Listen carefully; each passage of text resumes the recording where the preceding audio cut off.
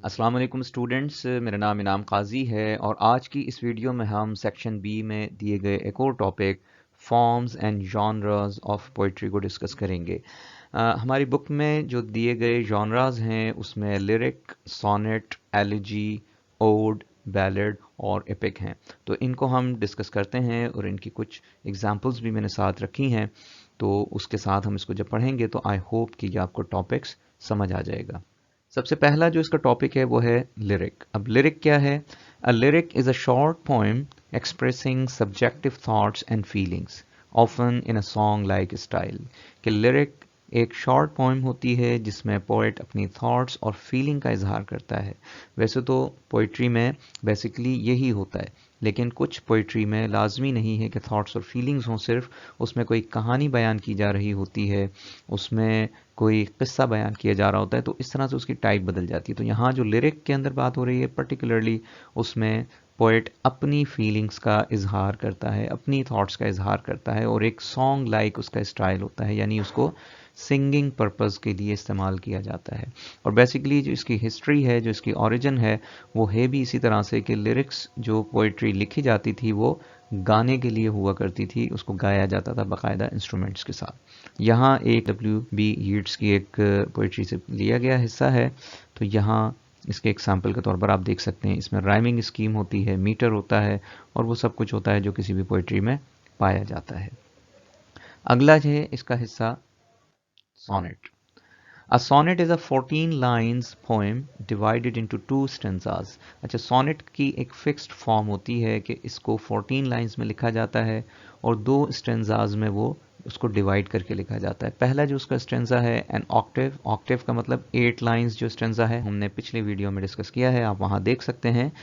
तो N Octave यानी 8 line stanza, N सस्टेट यानी कि 6 लाइन स्टेंजा, उसमें इसको डिवाइड करके लिखा जाता है।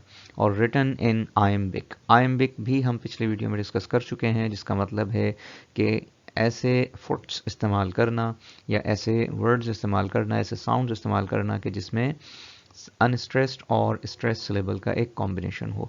इन तमाम टेक्निकल चीज़ों की आपको मालूमात लेनी हो तो आप पिछला वीडियो मेरे चैनल पर देख सकते हैं, जो एलिमेंट्स ऑफ पोइट्री के नाम से मैंने उसको अपलोड किया है।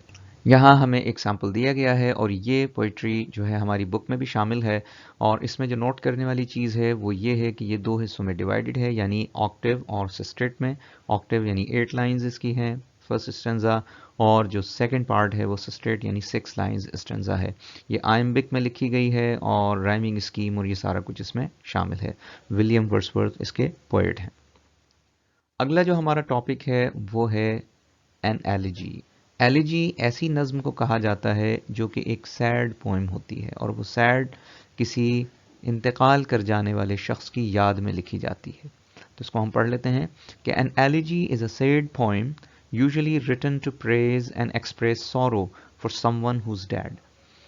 तो जो शख्स इंतकाल कर गया हो उसकी याद में, उसकी तारीफ़ में, उसके औसाफ बयान करने के लिए जो नज़्म लिखी जाती है वो कहलाती है एलिजी। और it can be written on a broader theme of human mortality. ये किसी मखसूस शख्स के इंतकाल पर भी उसकी याद में लिखी जा सकती है, या फिर इस तरह के मौज़ूआत भी इसमें लिखे जा सकते हैं कि जैसे दुनिया फ़ानी है, इंसान बिलाखिर उसने मर जाना है, वगैरह वगैरह।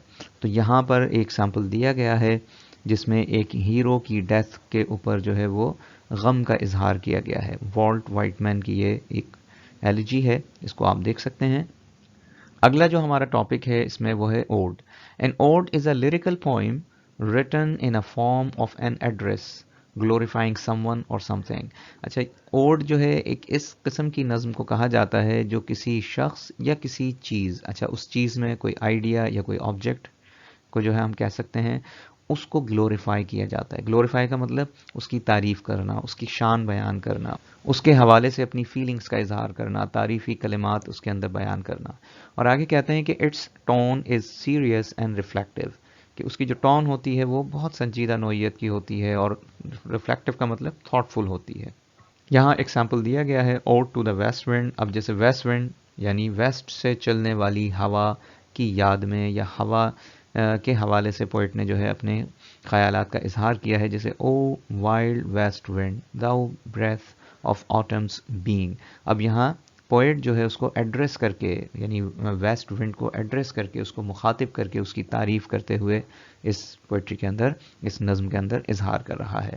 تو اس کو ہم کہتے ہیں اوڈ. اگلی جو ٹائپ آف پوئٹری ہے وہ ہے بیلڈ. اب بیلڈ کیا ہے کہ a ballad is a narrative poem that tells a story. یعنی ایسی نظم جس میں کوئی قصہ، کوئی واقعہ، کوئی کہانی بیان کی جا رہی ہو تو اس کو ہم کہتے ہیں بیلڈ. It is usually written in 4-line stanzas called quatrain. اور اس کی جو ٹپیکل ایک فارم ہے وہ کیا ہے کہ یہ 4 لائنز کے اسٹینزاز کے اندر لکھی جاتی ہے. اور جو فرسٹ ایئر کی نیو بک ہے اس میں سے یہ میں نے ایک پیس لیا ہے، دا ایبٹ آف کینٹربری. تو اس میں بھی ایک جو ایبٹ تھا اس کی کہانی یہاں بیان کی جا رہی ہے. یہ ایک بیلڈ ہے. اسی طرح کی ایک اور پوئٹری آپ کی بک میں شامل ہے لوسی گرے کے نام سے، تو وہ بھی ایک بیلڈ ہے. اس میں ایک بچی کا قصہ بیان کیا جا رہا ہے. اچھا، وہ بیلڈ ہونے کے ساتھ ساتھ وہ ایک ایلیجی بھی ہے. کس طرح؟ کیونکہ اس میں بھی ایک بچی کی، معصوم بچی کی ڈیتھ کے حوالے سے غم کا اظہار کیا ہے، پوئٹ نے اپنی فیلنگز کا اظہار کیا ہے. اگلی جو پوئٹری کی ٹائپ ہمیں دی ہے وہ ہے epic. An epic poem is a lengthy narrative work of poetry.